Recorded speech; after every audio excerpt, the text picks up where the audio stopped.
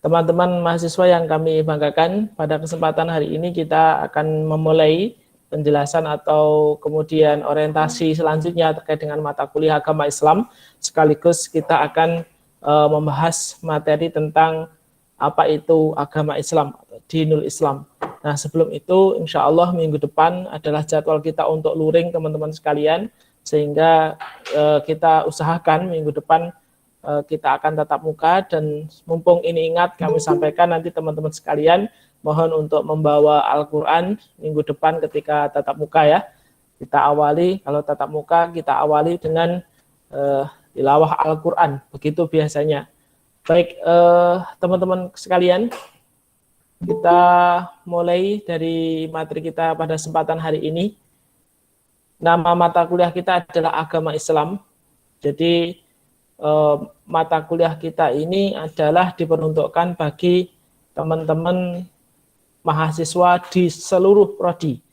Jadi di semua prodi, di semua universitas Muhammadiyah, itu semuanya wajib mengikuti mata kuliah agama Islam. Baik, kemarin sudah saya sampaikan, kita awali dengan sebuah pertanyaan, sesungguhnya sejak kapan kita masuk Islam? Masih ingat teman-teman sekalian sejak kapan masuk Islamnya? Sejak dalam kandungan. Wah, alhamdulillah ya, sejak dalam kandungan ya. Terima kasih, masih ingat berarti ya. Kita lanjutkan teman-teman sekalian. Tema kita yang akan kita kaji dalam perkuliahan kita selama 1 semester ke depan, itu setidaknya ada 12 kali pertemuan materi, kemudian ada 2 kali kemudian praktek, kemudian nanti ditambah dengan UTS dan UAS. Pada kesempatan hari ini kita akan membahas tentang 2 tema, yaitu tema pertama dengan Islam jalan kami, kemudian yang kedua adalah hakikat manusia dalam pandangan Islam. Jadi sekaligus nanti 2 tema ini akan kita kaji pada kesempatan hari ini. Kemudian minggu depan kita akan kaji tentang manusia dan kehidupan. Kemudian keempat adalah konsep akidah dalam Islam. Kelima nanti ada iman dan pengaruhnya, keempat ya berarti. Dari pertemuan kelima nanti iman dan pengaruhnya dalam kehidupan. Pertemuan keenam tauhid dan urgensinya bagi kehidupan muslim. Baru kemudian setelah nanti UTS, kemudian setelah UTS membahas tentang syirik dan bahayanya syirik zaman modern. Kalau kita bisa pahami bahwa materi keempat sampai materi ke-8 ini adalah iman kepada Allah. Jadi materi yang kemudian tentang iman kepada Allah. Kemudian materi yang ke-9 itu baru mulai iman kepada malaikat, iman kepada kitab-kitab, iman kepada para nabi dan rasul, kemudian iman pada hari akhir, dan iman kepada qadha dan qadar, dan terakhir nanti pertemuan terakhir membahas tentang dosa dan pengaruhnya terhadap keimanan. Jadi pada semester 1 ini teman-teman sekalian, setidaknya kita akan memperkuat dan membahas tentang rukun iman. Yang paling pokok materinya adalah rukun iman. Baik teman-teman sekalian, kita lanjutkan.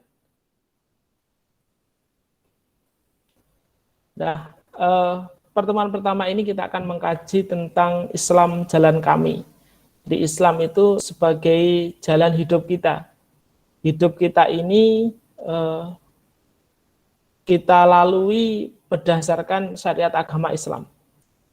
Karena ada sebuah logika bahwa Allah Subhanahu wa taala menciptakan kita, menciptakan jagat raya yang diperuntukkan untuk kita manusia sebagai khalifah di muka bumi ini. Kemudian Allah lah yang mengatur peredaran kehidupan jagat raya, termasuk Allah lah yang kemudian menciptakan manusia hidup di dalamnya dengan diberikan sebuah panduan hidup untuk kemudian hidup di dunia dan melaksanakan segala aktivitas di dunia ini, yaitu dengan syariat agama Islam. Di mana kemudian Allah Subhanahu wa taala menganugerahkan kepada kita Al-Qur'an dan hadis sebagai sumber hukum daripada agama Islam. Nah, pertanyaan berikutnya adalah apakah yang dimaksud dengan agama? Di Indonesia ini kita menggunakan istilah agama.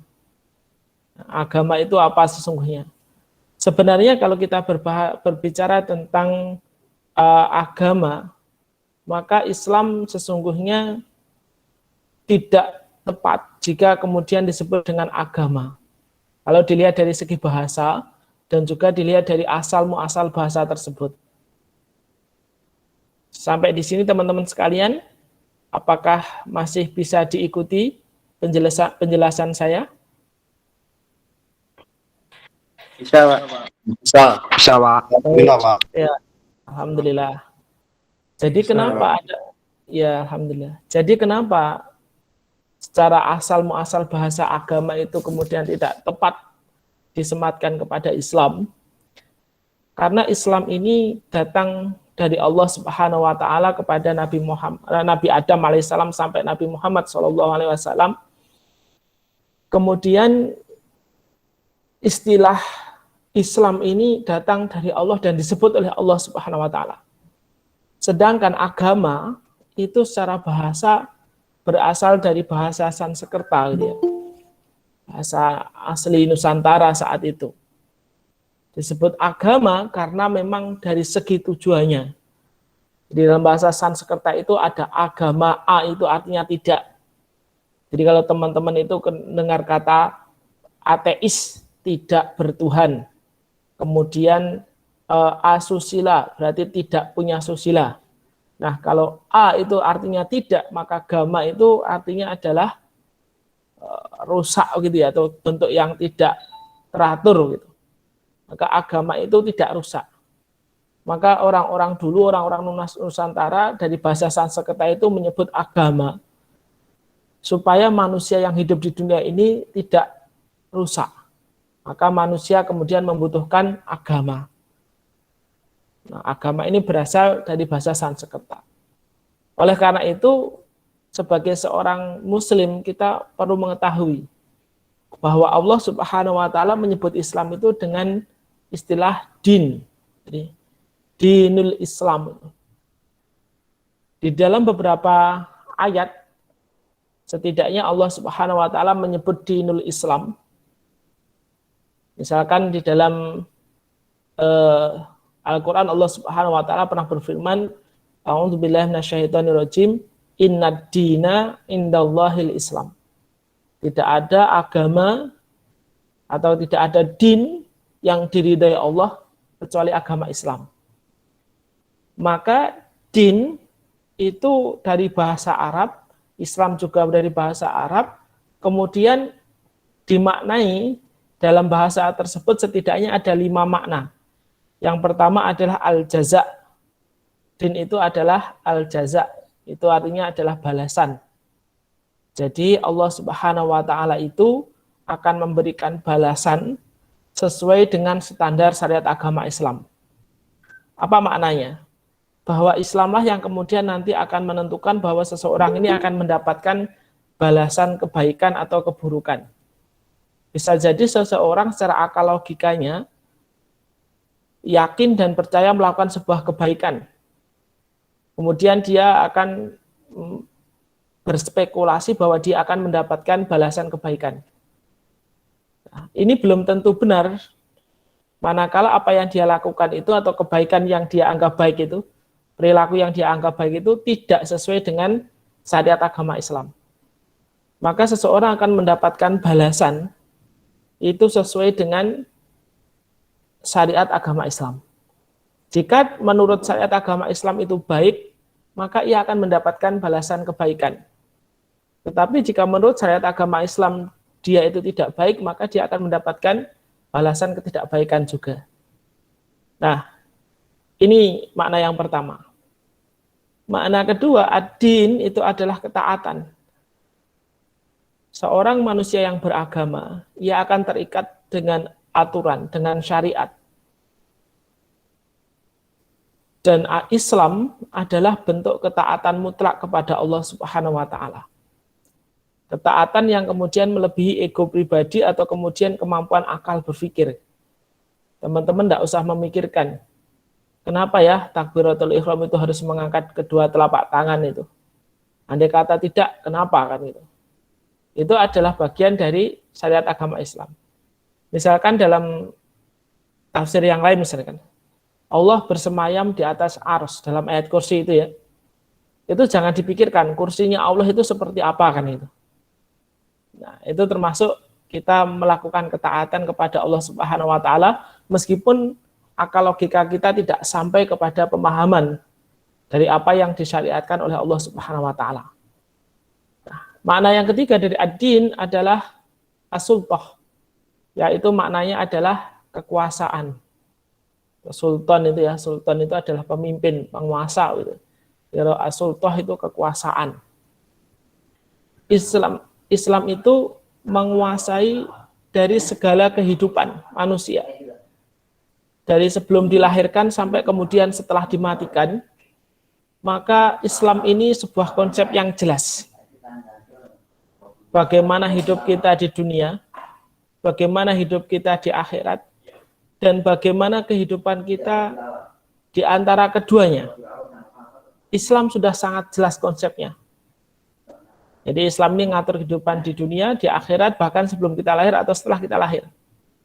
Kemudian yang keempat, makna ad-din itu adalah al-qahru wal ghalabah, tunduk dan menang.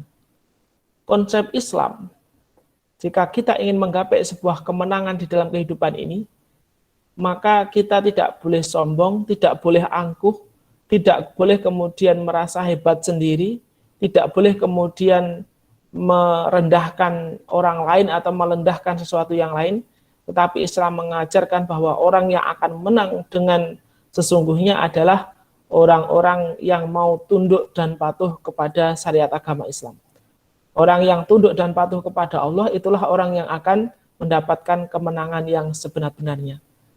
Maka sesungguhnya bagi orang yang mendapatkan kemenangan yang tidak didasari atas ketaatan kepada Allah, misalnya dia menang atas sebuah peristiwa, menang atas sebuah kompetisi, tetapi dengan cara-cara yang tidak mengikuti syariat Allah, maka sesungguhnya dia mendapatkan kemenangan yang semu, bukan kemenangan yang sebenarnya.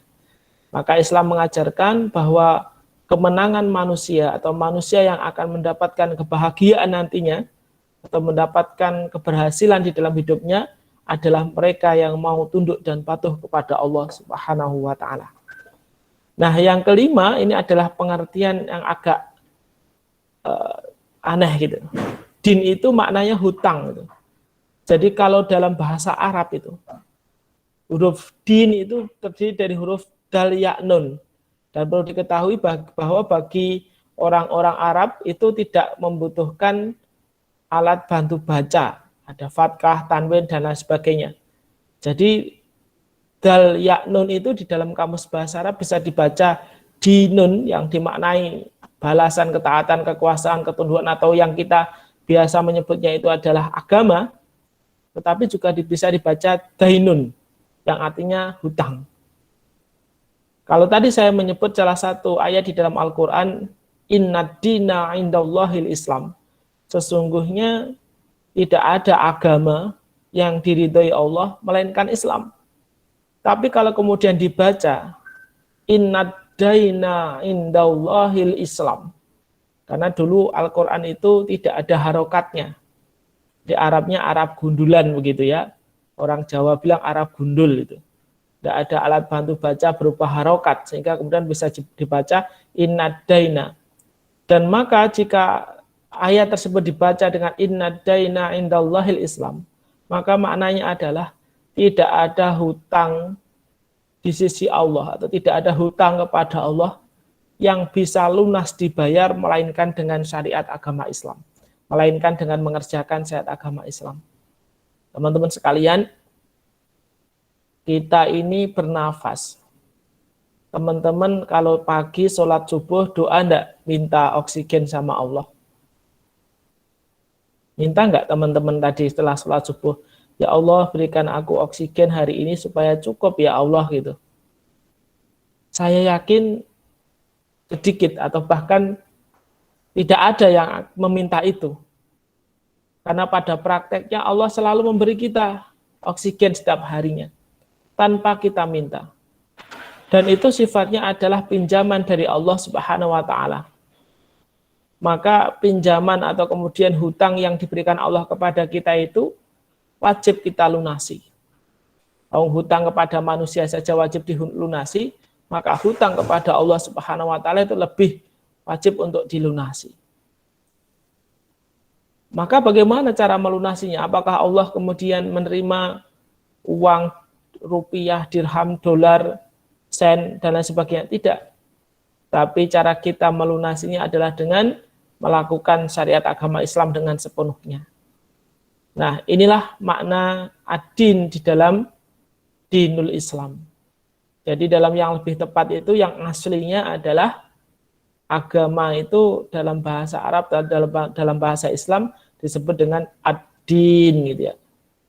Ad-din itu maknanya adalah agama, dan agama yang kita pahami sebagai seorang muslim bukan sekedar tidak rusak sebagaimana asal kata dari bahasa Sanskerta, tapi agama yang kita pahami maknanya adalah al-jaza, at-ta'at, as-sultan, al-qahru wal ghalabah, dan ad-dainun. Ad-dainu ya. Jadi maknanya adalah ini. Ada 5 makna ini tentang agama. Jadi kalau kita nyebut agama, maka maknanya jangan sekedar makna dari bahasa Sanskerta, tapi maknanya dari makna Islam, yaitu balasan, ketaatan, kekuasaan, ketundukan, dan kepatuhan hutang. Ini maknanya yang berasal dari bahasa Al-Quran. Nah, sedangkan ketika kita berbicara agama, maka otomatis nanti kita akan memahaminya sebagai Islam. Jadi dalam kita, kalau kita belajar, mari kita beragama dengan baik, itu maknanya adalah mari kita berislam dengan baik.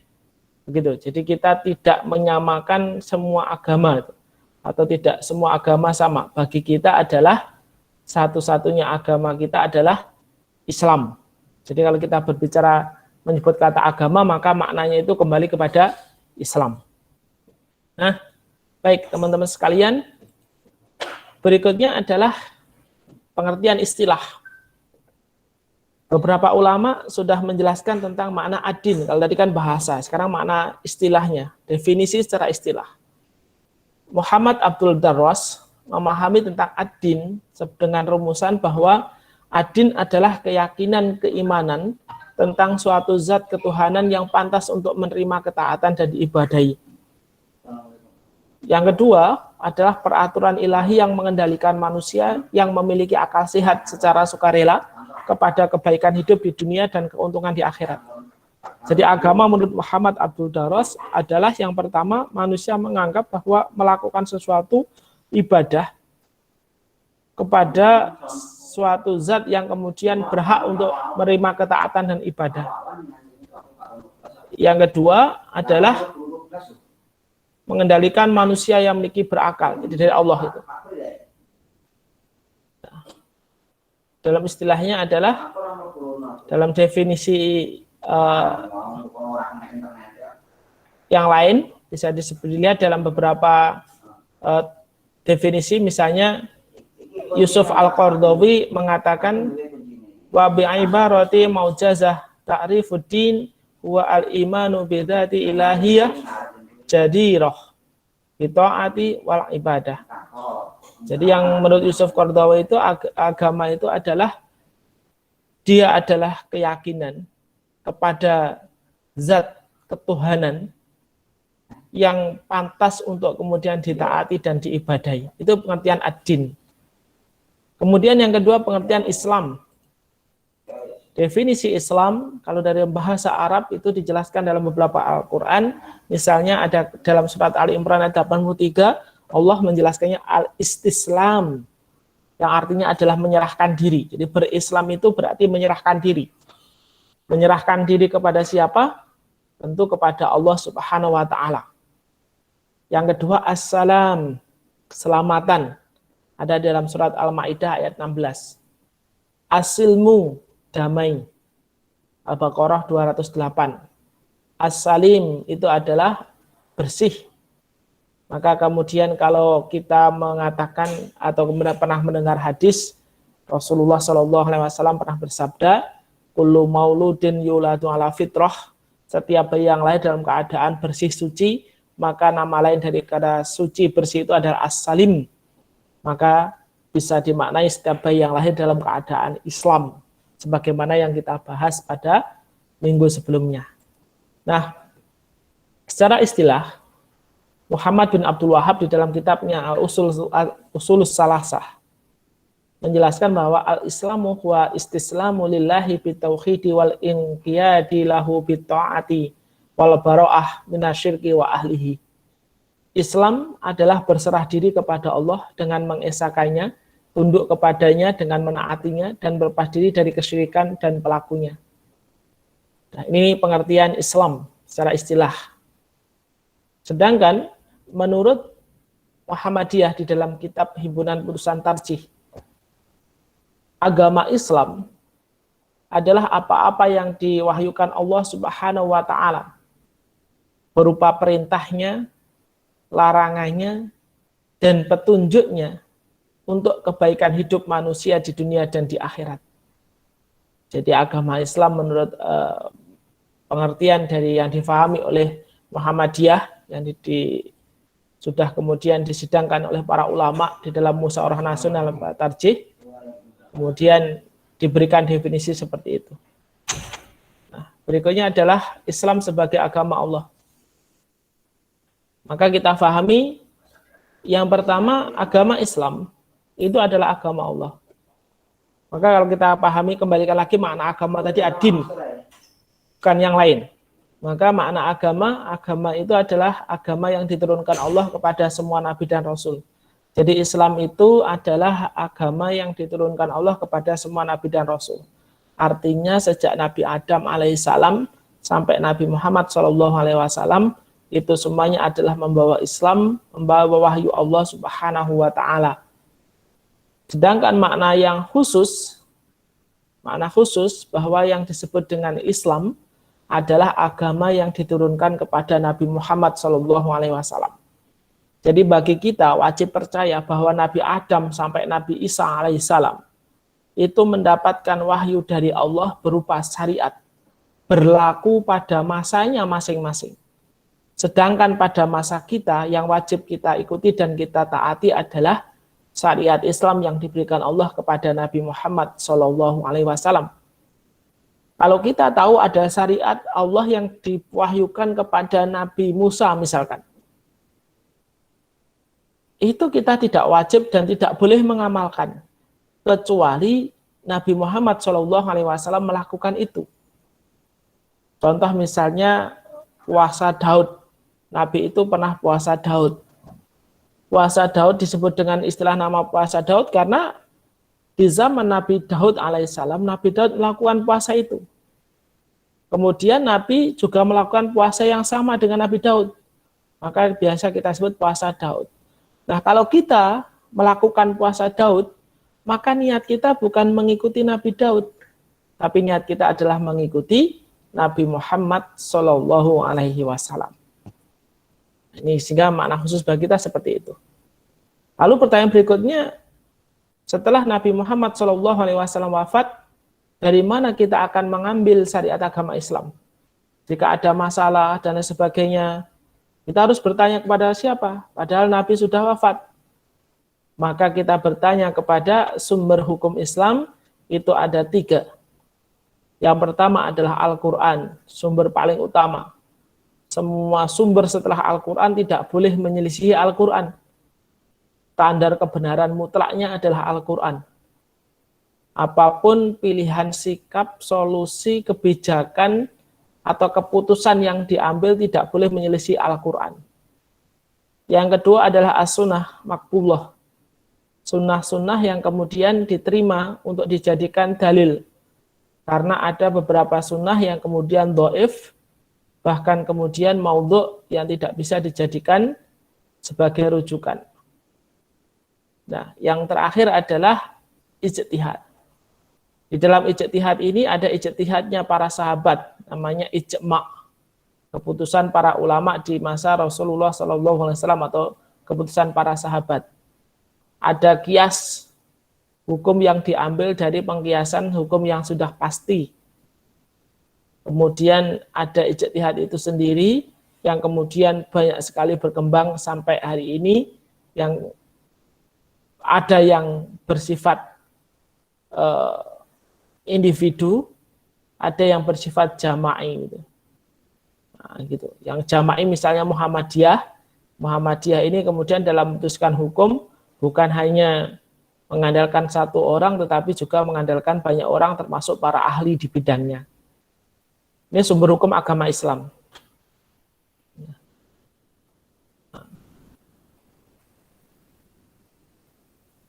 Kita lanjutkan teman-teman sekalian. Agama Islam mencakup kehidupan manusia. Maaf, agak saya percepat supaya nanti kita bisa melanjutkannya gitu. Karena kelas A itu ada agenda 8:30. Ruang lingkup agama Islam ini meliputi seluruh kehidupan manusia. Jadi semua aktivitas itu tidak boleh kita lepas dari syariat agama Islam. Kita tidak boleh menjadi sekuler, memisahkan antara urusan dunia dan urusan agama Islam. Tetapi kalau kita bagi atau kita pilih dalam beberapa tema bahasan, maka Islam itu meliputi akidah, ibadah, akhlak, syariah. Sama dengan mata kuliah kita. Nanti mata kuliah Al-Islam ke-Muhammadiyan itu ada 4 semester. Semester pertama itu lebih pada penguatan akidah, semester kedua nanti ibadah dan akhlak, semester 3 nanti adalah syariah, dan 4 nanti adalah syariat, Muhammadiyahan dan Islam dan Muslim. Karakter agama Islam, ciri-ciri agama Islam, sebagaimana yang dijelaskan Allah Subhanahu wa Ta'ala di dalam Al-Quran. Yang pertama adalah Robbaniyah. Islam itu bersumber langsung dari Allah. Islam itu bukan buatan manusia. Maka di antara makna kenapa Islam itu diwahyukan kepada Nabi yang seorang ummi, tidak bisa baca, tidak bisa tulis. Itu membuktikan bahwa apa yang keluar atau yang disampaikan Nabi itu adalah murni langsung dari Allah Subhanahu wa Ta'ala. Yang kedua, insaniyah amaliyah, artinya bisa dilaksanakan oleh umat Islam universal, seluruh dunia. Tidak hanya orang-orang Arab yang bisa mengamalkan syariat agama Islam, tapi semua manusia di seluruh penjuru dunia itu cocok melaksanakan syariat agama Islam. Islam itu syamil mutakamil, menyeluruh dan sempurna. Kemudian Islam itu al-basatah, mudah. Bahkan Allah beberapa kali menjelaskan dalam Al-Qur'an, yasiru wala tu'asiru, mudahkanlah dan jangan dipersulit. Islam itu al-adalah, adil. Adil dalam makna menempatkan sesuatu pada tempatnya. Islam juga berarti at-tawazun, seimbang. Dunia akhirat itu dicarain seimbang. Seimbang itu tidak harus sama rata, tetapi seimbang itu adalah sesuai dengan proporsinya. Kemudian Islam itu as-sabat wal murunah. Islam itu adalah perpaduan antara keteguhan prinsip dan fleksibilitas. Teguh memegang akidah tapi fleksibel dan beramal duniawiyah, mengikuti perkembangan zaman dan lain sebagainya. Kita itu tetap berakidah Islam, bertauhidkan Allah Subhanahu wa Ta'ala. Tetapi kita juga pegang HP, kita kemudian lihat televisi, di mana itu tidak ada di masa Rasulullah SAW. Nah, Islam dengan semua karakteristiknya itu bertujuan untuk apa?